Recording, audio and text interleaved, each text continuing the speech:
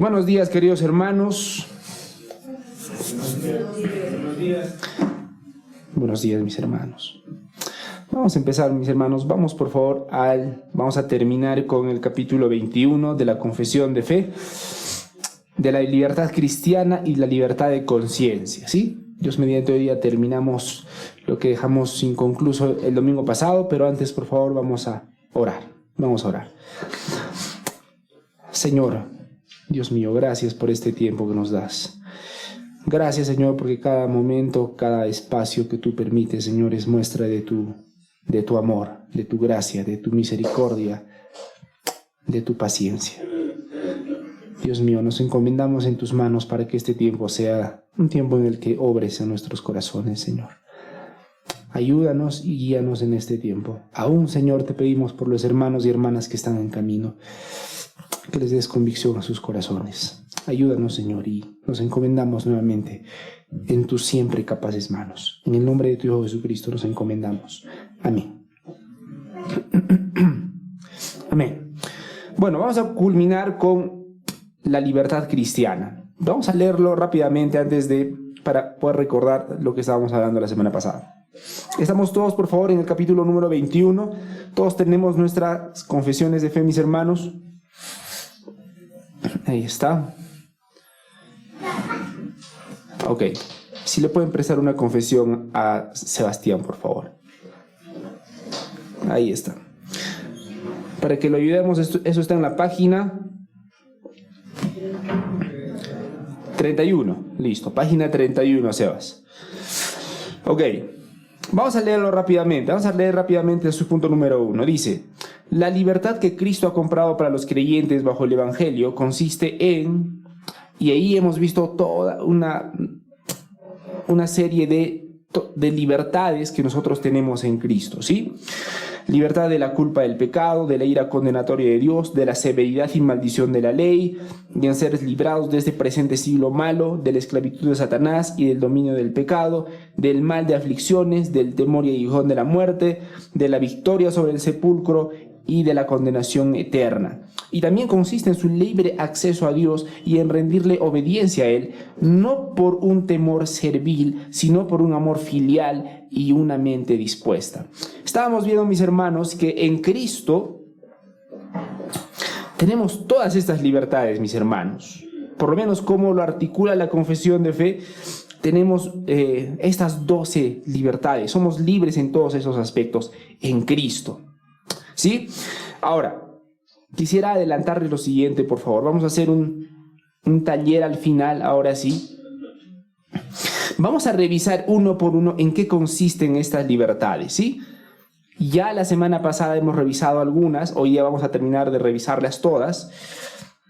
Permítanme, por favor, aquí están. Todas las libertades que tenemos en Cristo. Libertad de la culpa del pecado, libertad del aguijón de la muerte, libertad de acceso a Dios, etc. ¿Sí? El día de hoy, mis hermanos, vamos a hacer el siguiente ejercicio.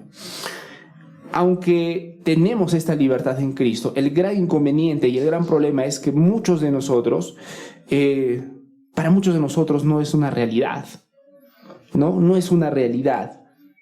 Y quisiera que la palabra de Dios nos hable a cada uno de nosotros y ver qué es lo que está pasando dentro de nuestro corazón.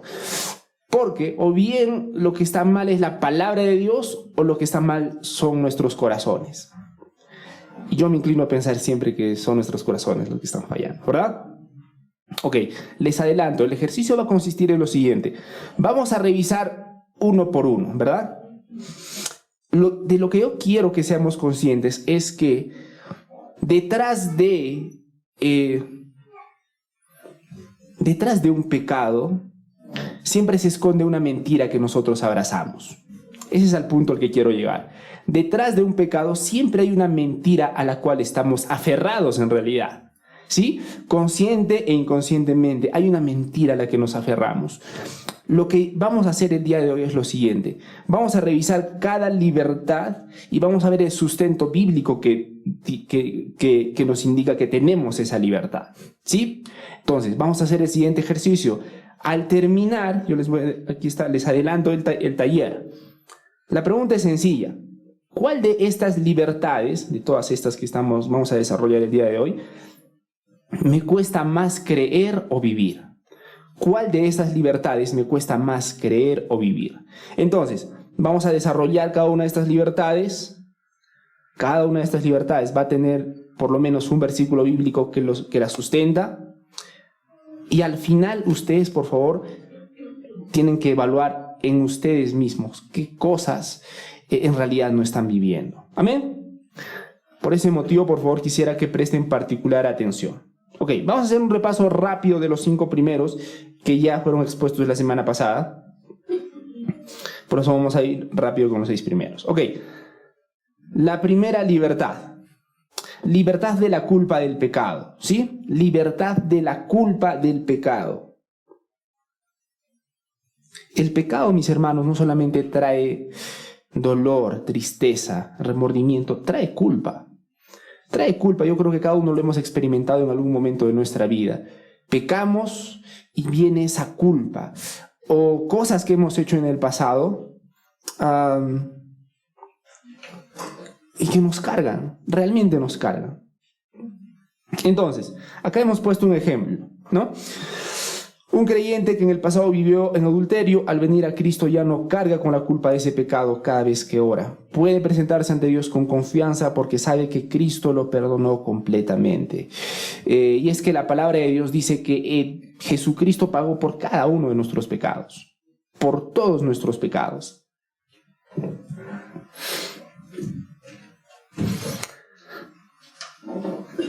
Conocí o sé de una persona que estaba cuidando a un ser querido suyo y se descuidó y por accidente su ser querido, que no podía valerse por mismo, se cayó y falleció. Ahora, ustedes pónganse en lugar de esa persona. Están al cuidado de un ser querido, se descuidan 2 segundos, se cae y muere. Y esta persona vivía con una carga, con una culpa por años. Y noten, mis hermanos, que puede ser en este caso que es más indirecto, si lo puedo decir así, o en pecados que hemos cometido directamente, pero lo cierto es que solemos guardar esa culpa por años y no traerlos a Dios y no traerlos a la luz. Bueno, la palabra de Dios dice que somos libres aún de la culpa del pecado. Noten de este aspecto de la culpa. Nuevamente, por favor, seamos intencionales al mismo tiempo que estamos revisando cada uno de ellos, evaluarlo en nuestra propia vida para el taller que vamos a hacer en un momento. Ok, lo importante de todo esto, los versículos que lo sustentan. Romanos 8.1, Salmo 32.1, ¿sí? Romanos 8.1 dice: ahora pues ninguna condenación hay para los que están en Cristo Jesús, los que no andan conforme a la carne, sino al Espíritu. Y el Salmo 32.1 dice: bienaventurado aquel cuya transgresión ha sido perdonada y cubierto su pecado. Nuevamente les adelanto, si ustedes ven que les cuesta andar en esta libertad, vamos a meditar en estos 2 versículos, por ejemplo, y así sucesivamente. Segunda libertad, libertad de la ira condenatoria de Dios. Cuando el creyente, ahora, la otra libertad es de que la ira condenatoria de Dios. Ejemplo, cuando el creyente pasa por enfermedades graves, no interpreta su sufrimiento como un castigo de condenación divina, sino como parte del plan amoroso de Dios para su santificación. Bíblicamente hablando, nosotros estamos libres de la ira condenatoria de Dios. Es decir, y no podemos interpretar las cosas difíciles que nos pasan como algo que el Señor está dando para castigarnos o para condenarnos. Esa es la gran libertad y esa es la gran diferencia que nosotros tenemos como creyentes. Cada prueba que pasamos, cada cosa difícil que nos toca vivir, ya no lo interpretamos como un castigo de Dios, sino como una disciplina de Dios, que es muy distinto, ¿verdad? Hebreos 12:6, por ejemplo, dice: porque el Señor al que ama disciplina y azota a todo aquel que recibe por hijo. Y 1 Tesalonicenses 1:10 dice: que Jesús es quien nos libra de la ira venidera. Nuevamente, lo menciono de manera rápida porque lo que quiero en realidad, mis hermanos, para el día de hoy es que nos concentremos en la idea principal de la libertad que tenemos y en los versículos que la sustentan, para el taller que vamos a tener en un momento. Punto número 3, o libertad número 3. Libertad del rigor y la maldición de la ley. Estábamos poniendo como ejemplo a un joven creyente que lucha con no poder hacerlo todo perfecto, una persona perfeccionista, pero entiende que su aceptación ante Dios no depende de cumplir la ley al 100%, porque Cristo ya la cumplió en su lugar. Versículo que lo sustenta, Gálatas 3:13, que dice: Cristo nos redimió de la maldición de la ley, hecho por nosotros maldición.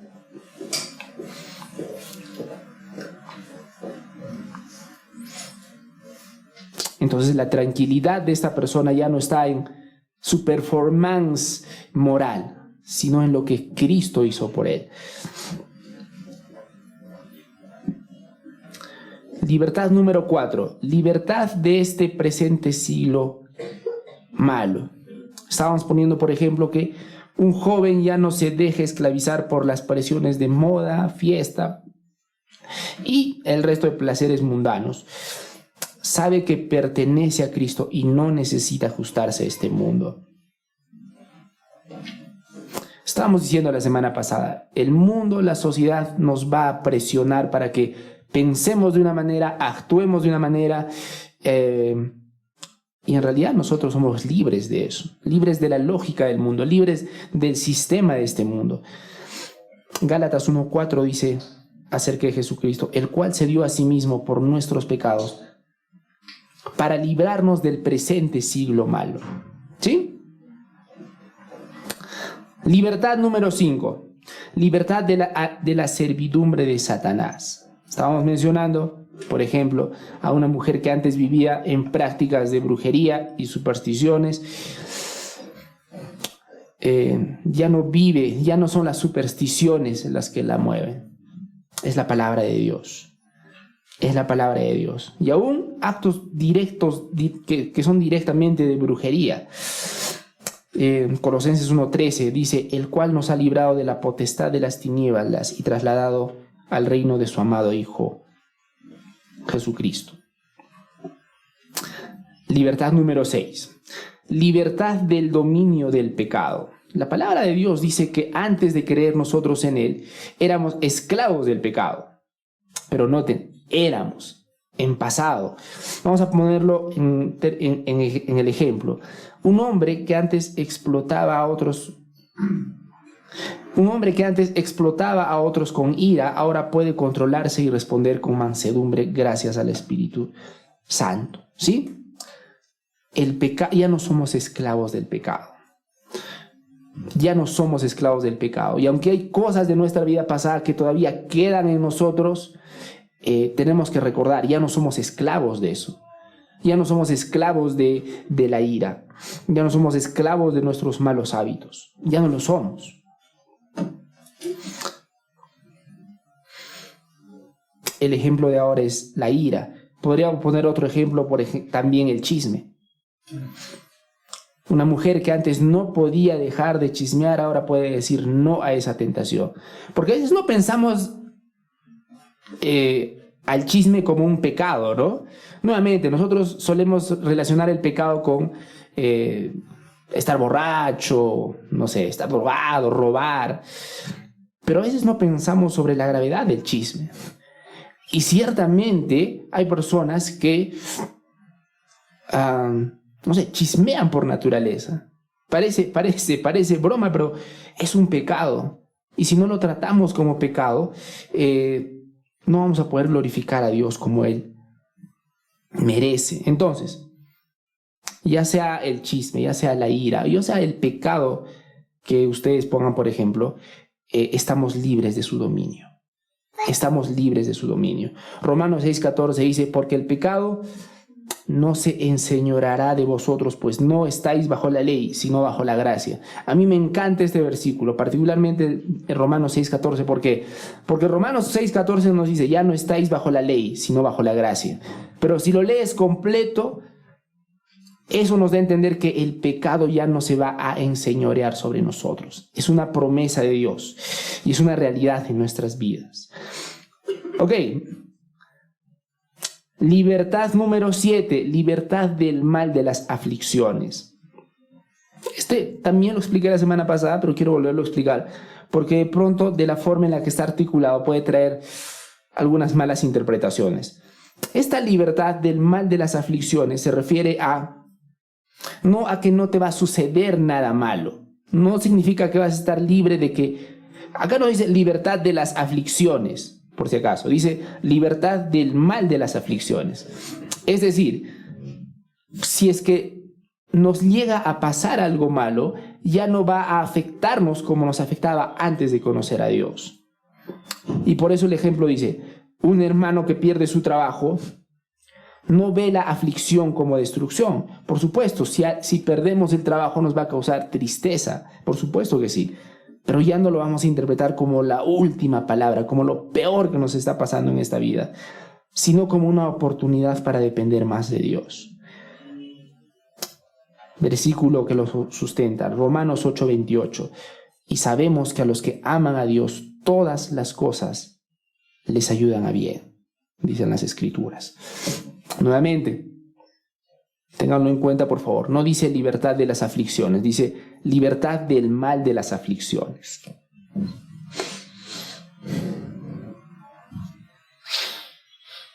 ¿Han notado que normalmente las cosas... En vuestra experiencia, ¿qué cosas han pasado? A ver, ¿conocen a personas que lamentablemente han claudicado de la fe, mis hermanos? ¿Saben por lo menos de una que ha salido de la fe, que ha abandonado la fe? ¿Sí? Sí. No es una pregunta retórica. En verdad quiero saber, hermanos, para saber si mi ejemplo va a dar o no. Ok, si nos ponemos a pensar, ¿qué cosas han hecho que esa persona claudique de la fe? En vuestra experiencia, ¿qué ha pasado con esas personas para que se alejen finalmente de Dios? Para que, entre comillas, se decepcionen de Dios o se decepcionen de la iglesia y salgan. La mayoría de casos, mis hermanos, es cosas malas sucediéndoles. Yo conozco la gran cantidad de personas diciendo lo siguiente: desde que estoy viniendo a la iglesia, yo no sé si coinciden conmigo en esto, personas que dicen, ahora, por si acaso, claro, no lo digo por alguno de ustedes en particular, lo digo en general porque he tenido esta conversación muchas veces. Y la conversación es la siguiente: desde que estoy viniendo a la iglesia, no sé por qué me empiezan a pasar cosas malas. Me empiezan a pasar problemas aquí, problemas allá, y me da miedo de seguir involucrándome. Entonces, lo que sucede, mis hermanos, es que normalmente las aflicciones, las cosas malas que nos suceden, van a tener dos efectos: o nos van a acercar más a Dios o nos van a alejar de Dios. Nunca tienen un efecto neutro. O nos alejan o nos acercan de Dios, porque nuestra fe finalmente es probada. Entonces, esta libertad número 7 dice que aunque las aflicciones van a causarnos dolor, aunque las aflicciones van a hacernos llorar, van a hacernos sufrir, no van a ser la última palabra. La última palabra siempre va a ser Dios. Porque hay muchas personas a las que viene la aflicción y esa aflicción destruye completamente su vida. Se van de la fe, se entregan a algún vicio, literalmente los destruye. Ahora, el cristiano también va a sufrir. Lo hemos dicho muchas veces, y lo hemos dicho muchas veces porque muchas veces también la palabra de Dios lo asegura. Pero estamos libres del mal de esas aflicciones. Es decir, los dolores que vamos a experimentar en este mundo no van a tener la última palabra, no van a destruirnos al final del día. ¿Por qué? Romanos 8:28. A los que aman a Dios, todas las cosas les ayudan a bien. Listo. Número 8, libertad del aguijón de la muerte. libertad del aguijón de la muerte. Un creyente en su lecho de muerte puede decir con confianza, para mí el morir es ganancia. Alguien dijo que el cristiano es la única persona que debería tener el valor para morir, ¿verdad? Para partir de este mundo, porque sabe que se va a ir a la gloria y a la presencia de su Padre. Versículos que lo contienen, Filipenses 1:21, porque para mí el vivir es Cristo y el morir es ganancia. 1 Corintios 15:55, ¿dónde está, oh muerte, tu aguijón? ¿Dónde, oh sepulcro, tu victoria? Tenemos esa libertad. Tenemos esa libertad.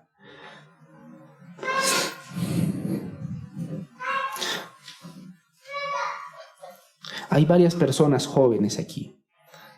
Y la pregunta para ustedes sería, ¿qué pasaría si morirías hoy mismo? ¿Qué pasaría si morirías hoy mismo?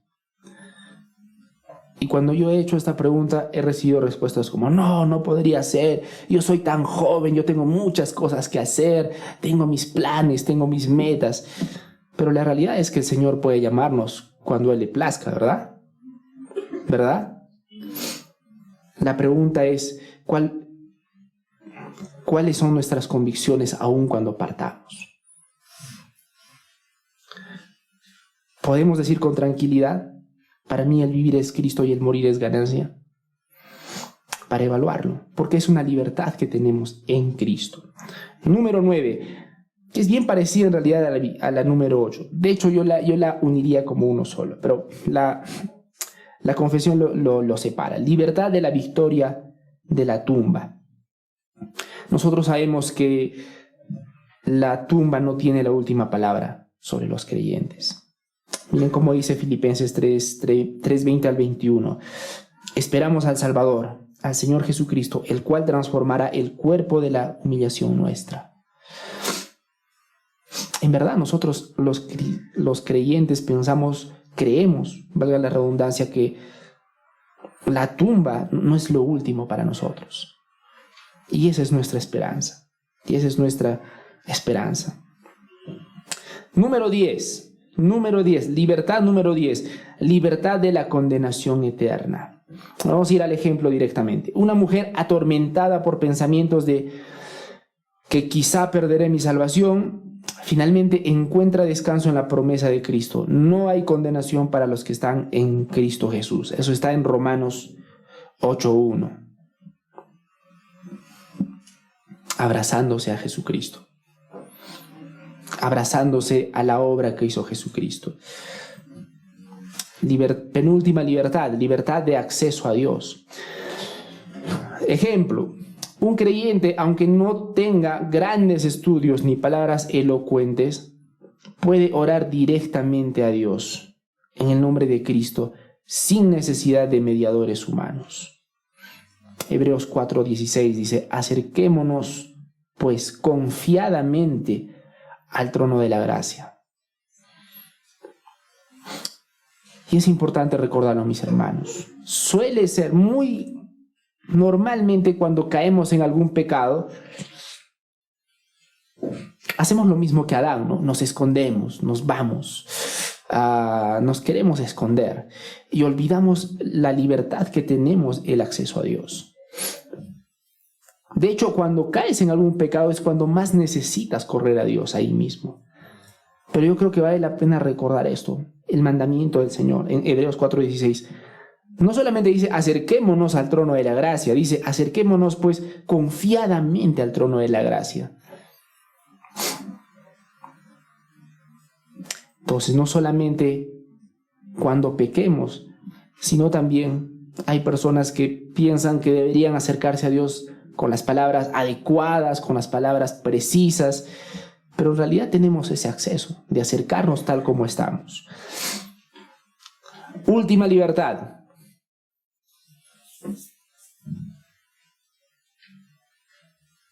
Y esta es la más preciosa para mí. Libertad para obedecer con amor filial. No sé cuántos de nosotros hemos visto el obedecer a Dios como una libertad. Yo creo que esto es nuevo para muchas personas. Porque en las iglesias nosotros tendemos a ver la obediencia con la libertad como prácticamente como antónimos, ¿no? O obedeces o eres libre. Pero no, tenemos libertad para obedecer. El hecho de que nosotros obedezcamos a Dios es nuestra libertad. Y la confesión va más allá. No solamente tenemos la libertad para obedecer, podemos obedecer ¿con qué, mis hermanos? Con amor filial, con ese amor cercano, con ese amor filial, como lo dice acá. Vamos a ir directamente al ejemplo. Una hermana que antes vivía en temor constante de perder el favor de Dios, ahora obedece con alegría porque se sabe hija adoptada. Y se sabe, no solamente se siente, se sabe hija adoptada. Y no sé cuántos de nosotros tenemos esa cosmovisión de Dios. ¿Te sabes hijo de Dios? Porque la palabra de Dios lo dice. Gran detalle que he visto también aquí es que a algunas personas no les interesa tanto saberse, quieren sentirse hijos. No sé si me explico. Pero no sé si nos sabemos. ¿Qué dice Romanos 8:15?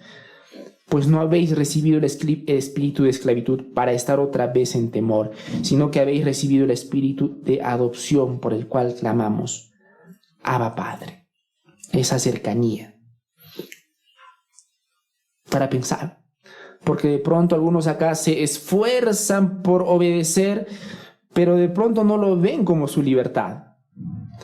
Y de pronto algunos están obedeciendo, pero no están obedeciéndolo con amor filial, simplemente como una obligación que tienen que hacer. A un Dios distante, a un Dios seco, a un Dios tirano, y no con un amor filial, no con un amor como para tu padre.